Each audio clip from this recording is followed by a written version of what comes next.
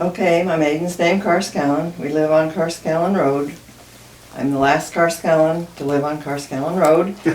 And I was born and raised a quarter of a mile up the road where my mom and dad, Bill and Louise Carscallen lived. And when we were married, we moved down to the farming country down toward Garfield on the Dial place. We lived there for a couple of years. Our first daughter was born there, and we bought a place just over the hill off of Carscallen Road, about a half mile off the main road, the Wayne Stanger place, and we lived there until 1961, and we were married in 55, I didn't mention that. And then we moved here. And this was my Grandma Carscallen's place, and I don't know if you've seen this. This is what it used to look like. Oh. And the sawmill was here, and Grandma lived here, and we bought the place in 61, and Donovan ended up in the later years tearing basically most of the sawmill down and redoing the whole place. We remodeled the house several times. So we had to double our house. We doubled our family, we had to double our house. So the kitchen on over is the old part of the house. Original house was 30 by 30.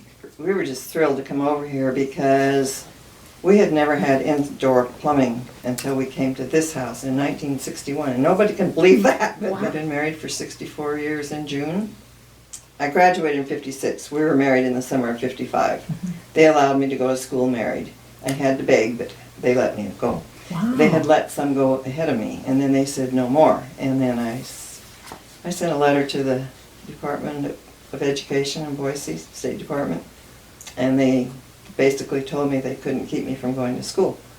I was born in 1936, and down on this Dial place, that was my grandparents, my mother's parents' place. And my dad's grandparents' place was about a mile north, but it was on a dirt road. And so when I was, during my first grade year, sometime, my dad bought my grandmother Dial's place. So we moved down there. And I was one of the Idaho kids that went to school in Washington until 1950. And then they transferred us all to Potlatch. So I started high school in Potlatch at a freshman year. Graduated in 54. Went to work at the mill. Worked there and helped my dad farm until it shut down in the early 80s. Drove to Coeur d'Alene, worked in the mill up there for a year.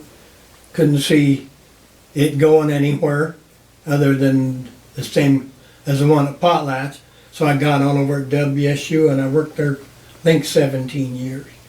Johnny Cash was a younger person at that time, and he had a good band, but there had been a lot better bands there before and afterwards. But at the time he was there, he was going through one of his cycles with the uppers and downers, drugs that they took in those days.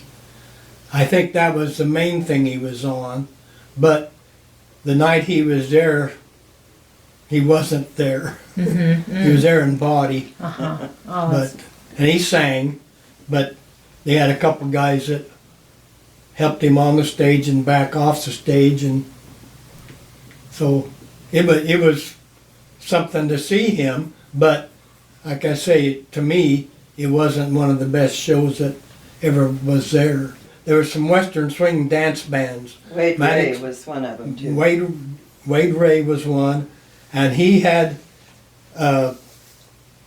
Riverside was an octagon-shaped building, and in the middle it was made to roller skate on.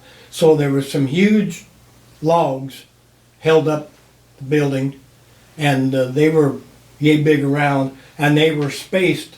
And I don't know how much space there was inside them, but, 100 feet? That's where we danced, didn't we? well, part of the there. time. But In there. anyhow, this drummer would start, when they'd start a song, he would start around that circle and use those huge timbers for his drum. And he'd keep in time. I mean, he missed spots, but he'd catch at the next location. And they were really good. But this Maddox Brothers and Rose just died about 3 years ago. They were a family, and they were, what do you call it? They had some Mexican blood in them, but they were very good entertainers, and she was a really good singer. And they played a lot of really good dance music, and it was good for the crowd. Lefty Frizzell was another one. Oh yeah. He was good, but that was kind of a wild night, I think. Well, okay, Lefty Frizzell was there on a Thursday night. A lot of these people came during the week because they would be, all their travel in those days was cars. And so they would be scheduled to go to Spokane on Saturday night. They'd been at Lewiston on Saturday before, or maybe even Boise. And they could come to Riverside and pick up some extra cash.